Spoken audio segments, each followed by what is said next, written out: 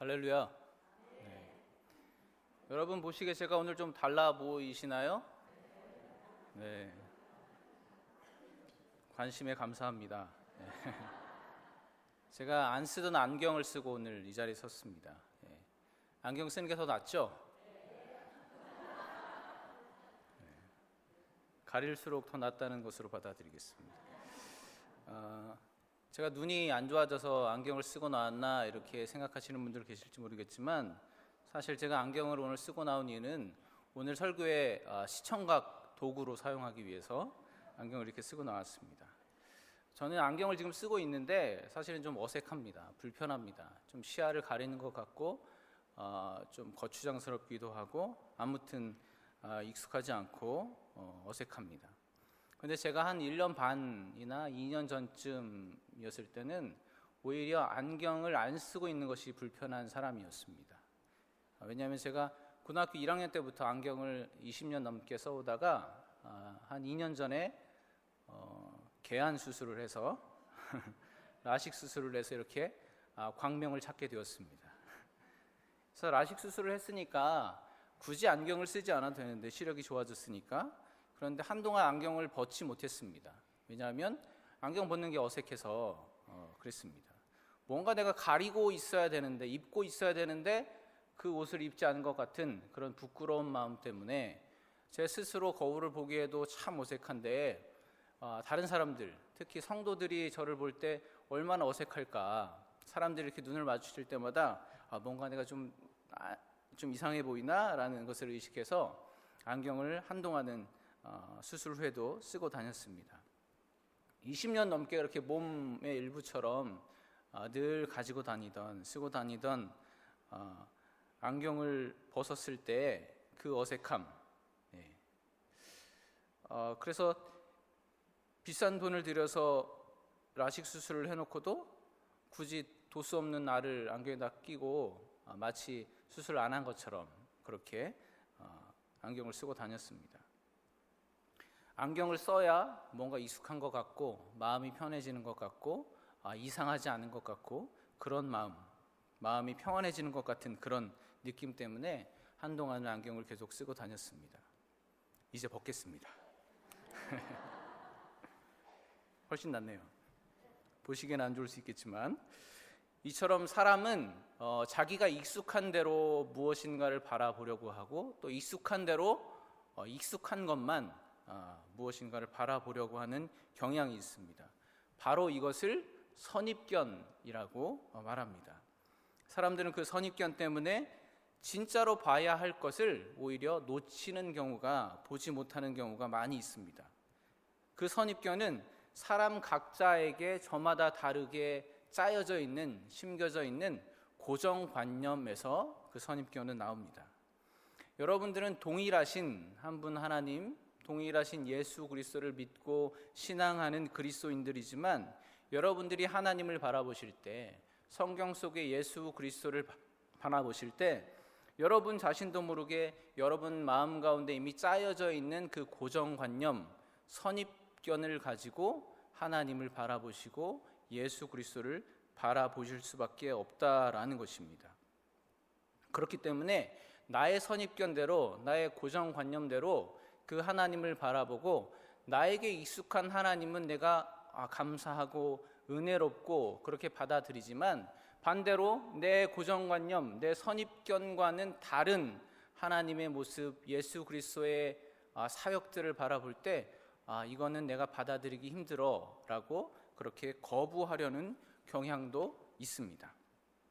예를 들어서 대부분의 많은 사람들이 하나님을 아버지라고 부르죠. 성경에도 하나님을 아버지라고 표현하고 있습니다.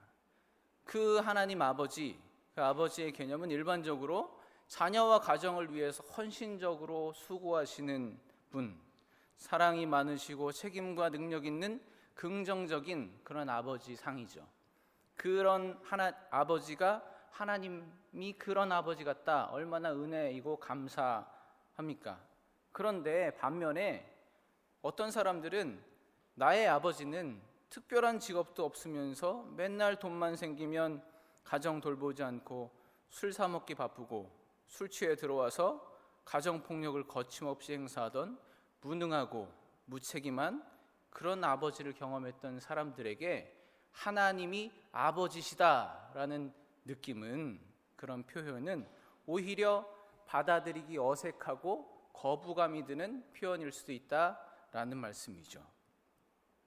그렇게 사람이 하나님을 온전히 깨닫지 못하는 것은 하나님이 뭔가 부족하다거나 하나님이 매력이 없는 분이라서 그런 것이 아니라 내 안에 나도 모르게 짜여져 있는 고정관념 때문에 하나님의 가치를 제대로 발견하지 못하기 때문이다, 이렇게 말씀드릴 수 있겠습니다. 외국 속담에 유명한 속담이라고 하는데 이런 속담이 있습니다. 익숙함에 속아 소중한 것을 잃어버린다라는 속담이 있다고 합니다. 익숙하다라는 것은 편리하고 편안한 것일 수 있지만 그 익숙함이 반드시 우리에게 가치가 있는 거라고 말할 수는 없습니다. 오늘 본문은요, 마가복음 6장 1절부터 6절까지를 함께 봤는데, 오늘 본문은 예수님이 자라신 고향 나사렛에서 배척당하신 일을 기록하고 있습니다. 고향에 가신 예수님은 안식일이 되자 율법책을 펴들고 회당에서 가르치셨습니다. 그 예수님의 가르침을 들은 사람들이 큰 충격을 받았습니다. 아니, 이 사람이 어디서 이런 것을 얻었느냐라면서 예수님께서 전해주시는 그 말씀의 지혜와 권능에 놀라워했습니다. 근데 사람들이 이렇게 놀라워했는데 그 놀라움은 긍정적인 놀라움이 아니었습니다.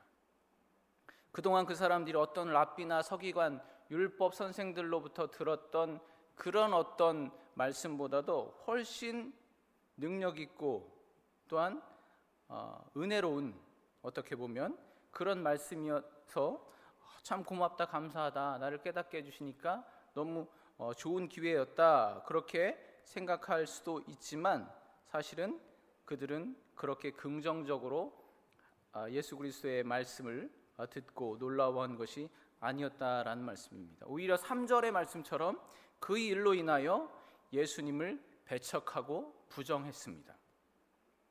이 배척했다라는 말을 여러분 성경 밑에 있는 성경 각주에서는 예수로 말미암아 사람들이 실족했다, 또 다른 복음서에서는 예수로 말미암아 사람들이 걸려 넘어졌다, 이렇게 해설하고 있습니다.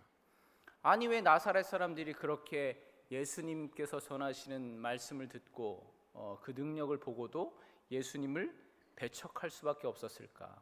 부정적으로 놀라고 경악할 수밖에 없었을까? 여러분들은 어떻게 생각하십니까? 아니, 우리 동네 이 촌구석에서 저렇게 대단한 율법학자가, 선지자와 같은 사람이 나왔으니까 정말 자랑스럽다, 그렇게 생각해야 되는 것이 마땅한데 도리어 그들은 예수님의 그 지혜와 권능 때문에 기분이 상하고 실족해서 넘어질 지경이 되었다라고 성경은 묘사하고 있습니다. 왜 그럴까요? 그건 바로 나사렛 사람들이 예수님을 너무 잘 알고 있는 사람이었기 때문에 그렇습니다. 바로 선입견 때문에 그렇습니다. 예수님뿐만 아니라 예수님의 가정, 예수님의 출신에 관해서도 너무 잘 알고 있는 사람들이 바로 나사렛 사람들이었습니다. 나사렛 사람들에게 예수님은 무척이나 익숙한 존재입니다. 그들이 아는 예수님은 바로 이 나사렛 동네에서 어릴 때부터 쭉 보아오던 그런 평범한 아이였습니다. 그 예수는 아버지 없이 호러미와 동생들을 건사하면서 무거운 돌을 다듬고 또 여러 집들에서 주는 그 일이나 봐주면서 근근히 생계를 꾸리던, 그렇게 생활하던 30살짜리 노동자, 목수이자 석공이 바로 예수였습니다. 그들이 너무 잘 알고 있는, 그리고 익숙한 동네 청년 예수가, 그 예수가 전하는 가르침과 능력이 그들에게는 은혜가 되기는커녕 오히려 저주처럼 여겨졌다라는 것입니다. 어쩌면 아버지도 없이 하루하루 남들에게 일거리나 받아서 살던, 글도 제대로 배우지 못해서 잘 읽지도 못한다고 생각했던 그 마리아의 아들 예수가, 그가 전하는 가르침이 너무나도 놀라워서 순간적으로는 정말 대단하다. 저 가르침이 어디서 왔을까라고 긍정적으로 놀랐던 자기 자신들이 수치스럽게 느껴졌을 수도 있을 것입니다. 나사렛 사람들은 그렇게 그들이 이미 마음속에 정해놓은 고정관념에서 벗어나지 못했습니다. 그저 그들에게 익숙한 안경을 쓰고 예수라는 동네 청년을 바라볼 수밖에 없었다라는 것이죠. 마리아의 아들 예수는 그저 나보다 결코 잘난 것 없는, 내가 일을 주면 일을 하던 그런 청년이라는 선입견 때문에 예수님은 그들에게 은혜가 되는 것이 아니라 그저 부딪히는 돌과 걸려 넘어지게 하는 바위처럼 되어버렸다라는 것이죠. 여러분, 바라기는 여러분들이 하나님을 아는 지혜가 여러분들 가운데 충만하기를 간절히 축원합니다. 그런데 하나님을 알 때 바로 알아야 합니다. 나사렛 사람들은 30년 동안 한 동네에서 예수님을 지켜보았습니다. 그렇지만 오히려 그렇게 잘 아는 것 때문에 그렇게 누구보다 잘 알던 그 사람들이 누구보다 예수님을 모르는 사람이 되어버렸습니다. 예수님이 누구의 아들이고 누구의 형제고 어떻게 태어났고 어떤 기술이 있고 모든 것을 다 안다고 생각했지만 정작 예수님이 하나님이시다라는 것, 그 하나는 깨닫지 못했다라는 말씀입니다. 모든 것을 다 알아도 그것 하나를 모른다면 무슨 소용이 있겠습니까? 하나님에 대해서 많이 알고 있는 것이 꼭 은혜라고 말할 수는 없습니다. 많이 아는 것보다 단 하나만이라도 제대로 아는 것이 은혜가 되는 것입니다. 그러기 위해서는 여러분이 설정해 놓은 그 고정관념에서 하루빨리 벗어나셔야 합니다. 고정관념에 매여 있는 사람은 내가 아는 예수, 내가 원하는 예수, 내게 필요한 예수를 고집하면서 그 예수만을 바라보려고 편협한 시각 가운데 여전히 그 예수를 고집하며 그 하나님을 바라보며 살아갑니다. 그렇지만 고정관념이 아닌 성령에 사로잡혀서 사는 사람들은 내가 원하는 것이 아닌 하나님께서 나에게 보여주시고자 하는 그 하나님을 바라보는 사람인 줄로 믿습니다. 바로 그런 영안을 가진 복된 성도가 되시는 여러분들이 되시기를 축원합니다. 5절 말씀에 보면 거기서는 아무 권능도 행하실 수 없어 다만 소수의 병자에게 안수하여 고치실 뿐이었다라고 말씀합니다. 이 말씀은 예수님께서 아무 권능도 행하실 수 없었다, 이 말씀은 예수님께서 권능을 행하실 만한 능력이 없었다, 그날은 유독 컨디션이 안 좋아서 별로 그렇게 이적을 행하지 못했다, 그런 말씀이 아닙니다. 예를 들자면 어떤 연예인이나 가수가 어떤 공연을 멋진 무대 공연을 보여주려고 수많은 레퍼토리, 그동안 보여주지 않았던 정말 대단한 레퍼토리를 준비해서 딱 무대 위에 섰는데 관객들이 크게 호응하면서 맞이해 줄 줄 알았는데 박수도 없고 오히려 시큰둥하고 별로 반응이 없어서 한 곡도 제대로 부르지 못하고 무대에서 내려왔다, 그런 예수님의 모습이 아니라는 것입니다. 우리가 믿는 예수님은 전능하신 하나님이십니다. 전능하신 하나님은 우리의 요구나 우리의 관심이나 우리의 반응과는 상관없이 당신의 뜻대로 권능을 행하실 수 있는 하나님이십니다. 그런데 왜 예수님께서 나사렛에서는 아무 권능도 행하실 수 없었을까라는 것이 의문이죠. 요한복음 15장 7절에서 우리 주님은 이렇게 말씀하십니다. 너희가 내 안에 거하고 내 말이 너희 안에 거하면 무엇이든지 원하는 대로 구하라. 그리하면 이루리라. 할렐루야. 하나님은 여러분이 설정해 놓은 그 고정관념, 그 틀에 매여 계시는 분이 아닙니다. 오히려 여러분의 마음의 문을 열어서 예수 그리스도를 온전히 여러분 안에 모실 때 비로소 하나님의 능력이 시작되는 줄로 믿습니다. 하나님은 자신의 능력을 예수 그리스도를 모신 사람 안에서 행하길 기뻐하십니다. 육지 동물 가운데, 땅에서 살아가는 동물 가운데 가장 힘이 센 동물이 뭘까요? 코끼리입니다. 가장 힘이 세고 가장 덩치도 큰 동물이 코끼리입니다. 코끼리는 초식 동물이라서 다른 짐승들에게 크게 해를 가하지는 않지만, 그렇지만 가장 힘이 세고 덩치가 크기 때문에 야생에서 다른 짐승들도 함부로 코끼리에게 덤비거나 공격하거나 위협이 되지는 못합니다. 그런데 우리가 TV나 다른 여러 경로를 통해서 서커스 같은 데를 보면은 어마어마하게 큰 그 코끼리가 땅에 박혀 있는 그 팔뚝만한 말뚝에 매여서 꼼짝 못하고 있는 것을 쉽게 보게 됩니다. 왜 그럴까요? 그 말뚝 하나 쓰러뜨리지 못하고 벗어나지 못하는 코끼리의 모습, 왜 그럴까요? 이유는 간단하죠. 코끼리가 아주 어렸을 때부터 그 말뚝에 그 코끼리를 묶어두면 처음에는 그 아기 코끼리가 벗어나려고 발버둥을 치지만 아직은 힘이 약하기 때문에 그 말뚝을 풀고 도망가지 못하죠. 근데 그 일이 계속 매일매일 반복되다 보면 이 코끼리는 이렇게 생각하죠. 나는 저 말뚝으로부터 벗어날 수 없는 존재구나 라고 생각하게 됩니다. 그것이 바로 고정관념입니다.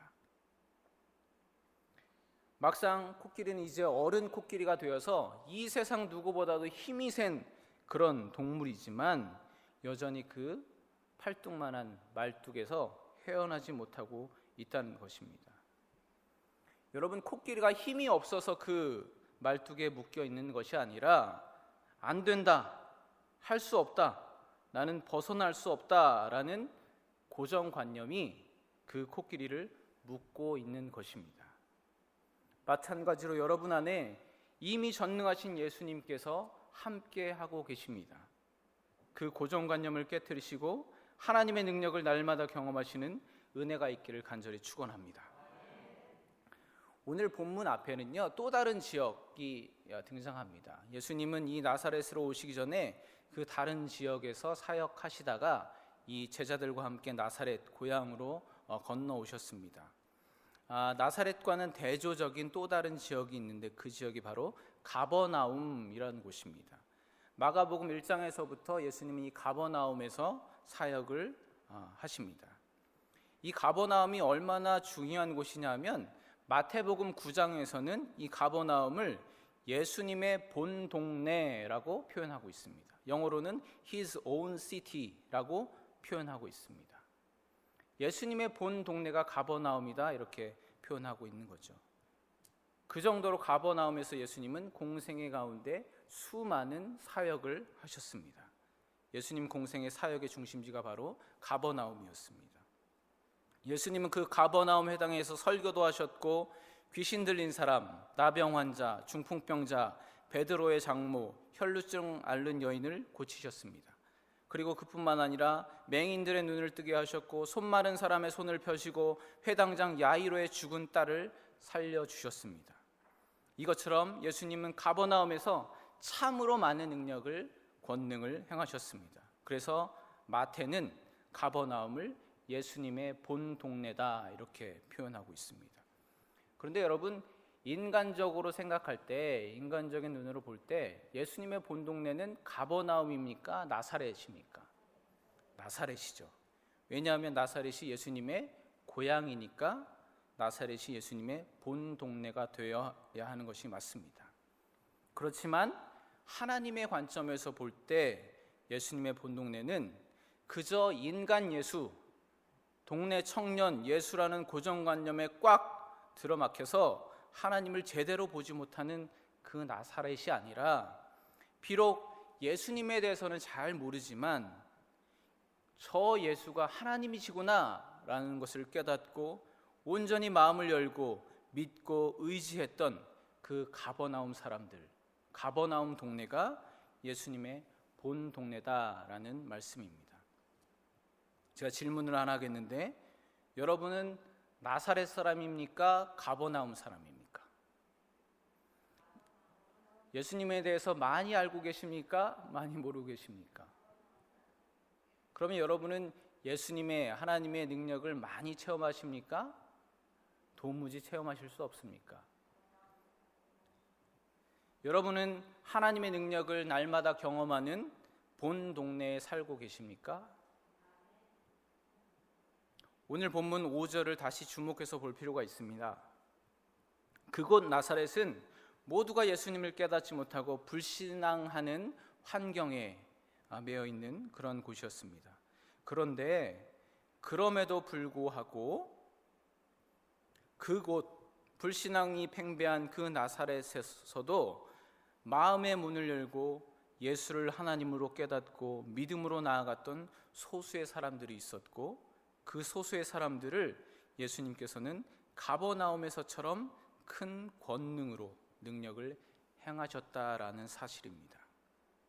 여러분, 우리가 하나님을 신앙할 때 우리가 살아가는 세상, 여러분이 처해 있는 그 환경을 탓하고 그 환경에 얽매이지 마시기 바랍니다. 환경이 어떻든지 간에 여러분들이 살아가는 그 세상이 불신앙이 팽배하고 하나님을 도무지 모르는 그곳에 여러분들이 서 계실지라도 여러분만은 극소수의 이 나사렛 사람들처럼 하나님께 마음을 열고 온전히 하나님을 받아들이는 그런 은혜가 있기를 간절히 축원합니다. 내일부터 2주간 특별 새벽 기도회가 진행됩니다. 어떤 분들은 이 특별 새벽 기도회가 연례적인 행사라고 생각하시는 분들이 있습니다. 그게 고정관념이죠. 그렇게 고정관념에 매여 있는 분들에게는 그 연례적인 행사에 관계된 사람들에게만 이 행사는 특별하게 보일 수밖에 없습니다. 그렇지만 익숙함의 안경을 벗고 마음의 문을 열고 온전히 하나님을 만나고 경험하기를 원하시는 분들에게는 바로 그분들에게 특별한 기도회가 될 줄로 믿습니다. 기도하시겠습니다. 하나님 아버지, 우리에게 하나님을 아는 지혜를 더하여 주시옵소서. 다만 저희의 고정관념에 사로잡혀